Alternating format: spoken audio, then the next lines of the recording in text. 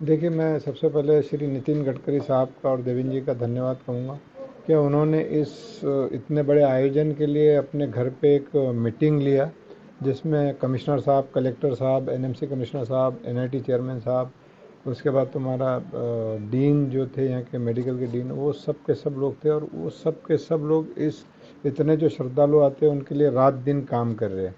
तो यहाँ पे हमको सीपी साहब ने 1,000 पुलिस का बंदोबस्त दिया है, जो जहाँ के इससे पहले कभी नहीं हुआ। और इसमें एक ख़ास बात यह है कि उर्स के दौरान जब ये संदल, जो शाही संदल निकलता है, उसमें जिप्सी में स्पेशल कमांडो के लोग रहने वाले हैं, जो पिछले बार भी थे, इस बार उसको बढ़ा दिया गया। तो ये इस बार का यहाँ स्पेशल है। और जब से सीपी साहब ने यहाँ का मोर्चा अपने पास संभाला, तो हमारे यहाँ 95% के आसपास जो श्रद्धालु आते थे, ज़ायरीन आते थे, उनके जो मोबाइल चोरी हो जाते थे, पर्स चोरी हो जाते, उसमें कमी आ गई।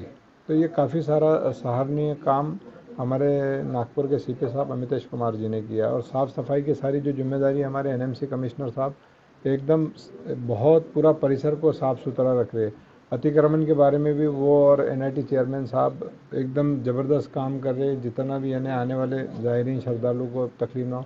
और कलेक्टर साहब ने एक बहुत बहुत बड़ा काम कर दिया। पिछले उर्स में यहाँ पे क्या हो गया था कि एक लाइन चली गई थी, लाइट जाने से बहुत सारे श्रद्धालुओं को तकलीफ हो गई थी। तो पहले यहाँ पे 200 केवी का ट्रांसफार्मर हुआ करता था।